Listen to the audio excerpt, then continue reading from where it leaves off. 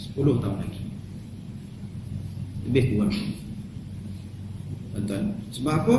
Sebab Al-Mahdi pada 2024 itu akan ditabalkan menjadi Imam Mahdi. Tapi ada benda lain yang disebut dalam hadis yang keempat tadi. Ada benda lain, tanda-tanda dalam hadis yang keempat tadi. Kalau kita baca yang itu, tuan-tuan, dia ada sini ni, boleh baca lagi ni, tuan-tuan, insya-Allah. Boleh sikit lagi, tuan-tuan, insya-Allah. Masa pengkhianatan Rom. Setelah berlakunya peperangan sekutu internasional yang menghancurkan tersebut, Armageddon, maka kaum Rom, Eropah dan Amerika atau Bani Ishaq akan mengkhianati kita. Sedangkan kita sudah mendapat kemenangan dari peperangan tersebut dan juga mendapat harta rampasan perang dengan selamat. Setelah itu berdirilah seorang lelaki dari kaum Rom sambil mengangkat tanda salib, lalu ia berseru, salib telah menang. Datanglah pula seorang lelaki dari kaum muslimin atas dasar kecintaan kepada agamanya. Ia mendorong lelaki Rom tersebut lalu membunuhnya. Setelah itu kaum Rom pulang ke negeri mereka dengan niat untuk melakukan tipu daya dan pengkhianatan kepada kita, di mana secara diam-diam mereka mengumpulkan raja-raja Rom selama 9 bulan, sebagaimana yang diterangkan dalam sebuah hadis yang diriwayatkan oleh Ahmad dalam musnadnya. Ada hadisnya, tuan-tuan. Mereka akan berpakat-pakat dengan raja-raja Rom yang sekitarnya tu, tuan-tuan, Eropah tu, dan mereka akan menyerang kita balik. Nabi kita menyebutkan, ya jama'una lakum tis'ata ashhurin qadra hamlil mar'ati. Mereka akan mengumpulkan kekuatan untuk menyerang kamu dalam waktu 9 bulan, kira-kira masa hamil seorang wanita. Itu, tuan-tuan. Jadi hadis ini menunjukkan Nabi kita cerita secara detail persiapan tentera mereka tu 9 bulan. Cuma kita nak kenali saja, yang sebagaimana dikatakan oleh penulis, kita perlu mengamati saja hadis Nabi, tengok apa yang berlaku.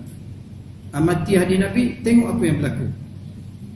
Bila Rom itu khianat pada perjanjian dengan orang Islam di sekitar sana, saya duk rasa-rasa macam di Syria tu, tuan-tuan, saya rasa begitu. Bila dia khianat, mereka akan balik ke Rom balik, Itali balik, dan mereka akan kumpulkan kekuatan. Kekuatan mereka itu, mereka perlu masa seorang bayi yang lahir 9 bulan lebih kurang. Jadi masa itu kita perlu buat persiapan yang kita punya. Kenapa 9 bulan? Wallahu a'lam, tuan-tuan. Sebab nak kumpulkan kekuatan itu bukannya satu kerja yang mudah. 9 bulan, angka, orang main angka, tuan-tuan. Banyak Rasyad Khalifah pun main angka, tuan-tuan. 370 2014 tolak 1977, jadi 37. Tak tengok lagi, tuan-tuan. 77 tu kapal terbang pertama emas jatuh zaman Tun Razak Sultan Abu Halim. 2014 anak Tun Razak jadi PM, jatuh kapal terbang emas pula, hilang. Sultan sama pula, Sultan sama. Ni kali ni anak Tun Razak pula. Orang kiri macam tu. Jadi dia akan hilang kapal terbang ni 37 hari. Tuan-tuan, 37 hari akan hilang. Kosong belakang tu tak jumpa 37 hari. Lepas 37 hari baru jumpa. Wallahu a'lam. Itu spekulasi yang letak yang nombor bawah sekali. Tak nombor bawah sekali, tuan-tuan. Tapi orang dah sebut benda tu. Andaian-andaian. Contohnya surah Yasin ayat 41. Allah menceritakan bahawa, tuan-tuan, Nabi Nuh membawa seluruh penumpangnya dimuatkan dalam kapal, ayat Yasin 41. Jadi kapal terbang pun berlepas pada 0041. 1241 0041. 83 ayat surah Yasin, 8 ayat bulan 3 dia hilang.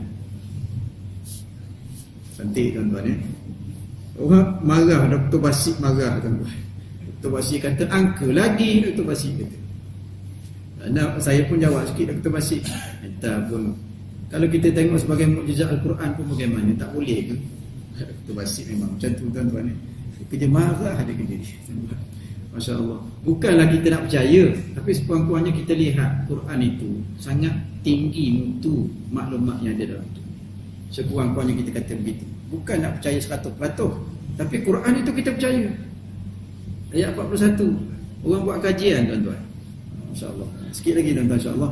Pada masa mengumpulkan kekuatan tersebut, muncullah Al-Mahdi alaihi salam. Kadang ni kata alaihi salam, Al-Mahdi. Muncullah Al-Mahdi. Masa berlakunya pengumpulan tentera selama 9 bulan. Masa tu Mahdi muncul. Tuan-tuan, jadi ada satu lagi. Yang keempat, matinya seorang khalifah. Tanda Mahdi itu lahir, Mahdi itu keluar. Yang ini saya dah fokuskan dulu. Jadi waktu kemunculan Imam Mahdi adalah pada masa pengkhianatan Rom terhadap kita, yang mana di waktu itu kaum Rom akan mengumpulkan bala tentera mereka yang besar bilangannya. Sedangkan dalam hadis yang ketiga dari fasa ini berbunyi, yakunu ikhtilafun inda mauti khalifah. Akan terjadi suatu perselisihan ketika matinya seorang khalifah. Hadis ini menerangkan bahawa waktu kemunculan Al-Mahdi adalah pada masa awal kematian seorang khalifah. Dengan timbulnya perselisihan dan peperangan untuk merebut kekuasaan, maka orang ramai pun membai'ah Al-Mahdi pada waktu itu. Ingat tak tuan-tuan? Saya kata tuan-tuan, apa Allah hadis tak ingat dah tuan-tuan, akan berlaku satu indakan zikum yaqtatilu indakan zikum thalatha kulluhum ibnu khalifah falam yasiru ahadun minhum. Kata Rasulullah SAW, akan berperang 3 anak raja di sisi perbendaharaan kamu, iaitu Mekah. Seorang pun tak menang, kata Rasulullah SAW. Antara 3 ni seorang pun tak menang. Jadi kata pengarang kitab kita ni bahawa hadis Nabi yang lain, yakunu ikhtilafun inda mauti khalifah. Bila khalifah tu mati, berlaku persengketaan, peperangan, merebut jawatan. Jadi ingat tak tuan-tuan, kita kira umur King Abdullah dulu. King Abdullah umur dia sekarang 97 tahun. Kita sebut tahun lepas 96 tahun masa tu. Sekarang umur dia dah meningkat 1 tahun lagi, 97 tahun. Yang maksud khalifah-khalifah tu, saya rasa King Abdullah, Raja Mekah. Ingat, saya ulang sikit tuan-tuan. Raja Mekah ni, dia sekarang ada seorang tengku mahkota. Nama dia King Salman. Yang tuan-tuan, bila Raja Abdullah mati, King Salman akan naik jadi raja. Maka nak ganti tengku mahkota pula. Tak apalah, Raja Mekah akan dipegang oleh King Salman. Tapi nak naik tengku mahkota ni, ada 3 anak raja yang paling layak. Mereka akan berperang 3 ni. Saya pernah sebut pada tuan-tuan, kita beri masa pada King Abdullah mati 5 tahun. Agak-agaknya King Abdullah tu mati bila? Allah saja yang tahu. Tapi umur dia dah 97 tahun.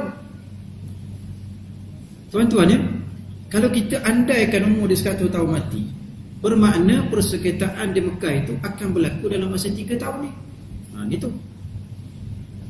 Kalau umur dia tuan-tuan, kita beri, Allah beri dia katakanlah 102 tahun, 5 tahun lagi, atau 6 tahun lagi tuan-tuan, maka 6 tahun lagi lah akan berlaku persengketaan. Maka 6 tahun itulah Mahdi akan lahir, dan Mahdi akan diisytiharkan menjadi Mahdi. 6 tahun lagi lah. Agak-agak tuan-tuan, pergi tak 10 tahun. Umur dia tu, umur apa? King Abdullah tu, boleh tak 10 tahun lagi? Jadi 106 tahun. Betul, kata 6 tahun. Boleh tak? Ramai mana atas muka bumi ni orang umur 106 tahun? Tuan-tuan ni, kita kira Mahdi ditabalkan menjadi Imam Mahdi 2024. Tapi kalau nak kira King Abdullah tu tuan-tuan, kalau umur dia 10 tahun lagi, dia boleh panjang umur dia 106 tahun. Agak-agak dia boleh sampai ke 10 tahun lagi. Tuan-tuan, Kita rasa tak sampai. Kerja Allah semua. Jadi bukan 10 tahun, awal lagi lah. Awal lagi lah. Betul? Sebab kita kata Imam Mahdi kan umurnya 28 tahun sekarang. Campur 10 tahun, sebab dia akan diutuskan menjadi Mahdi tu ketika umur 40. Jadi 2024. Rupanya awal lagi. Awal lagi daripada tu. Berapa tahun lagi? 5 tahun lah lebih kurang. Lebih kurang 5 tahun lagi. Lebih kurang 5 tahun lagi. Dekat tu tuan-tuan. Sangat dekat 5 tahun lagi. 2014, 2019, 2018 pilihan raya. Ingat tak saya sebut macam tu tuan-tuan? Ini buku ni dia fokus sekali lagi, tapi dia bawa hadis baru, hadis yang lain, insya-Allah tuan-tuan. Jadi kita akan sambung semula dalam kuliah akan datang. Selanjutnya apa akan berlaku Armageddon ini. Selepas itu apa akan berlaku, insya-Allah. Ada hadis-hadis yang panjang tuan-tuan, detail pula tu satu-satu tuan-tuan Nabi kita cerita untuk bekalan kita orang akhir zaman berhadapan dengan Dajjal laknatullah alaihi. Yang baik itu datang daripada Allah, yang kurang itu firman saya sendiri. Allahumma'ala Allahumma aghnina bil ilmi wa zaina bil hilmi wa akrimna bit taqwa wa jamilna bil afiyah. Sallallahu ala sayyidina Muhammadin wa ala alihi wa sahbihi wa baraka wa sallam. Walhamdulillahirabbil alamin.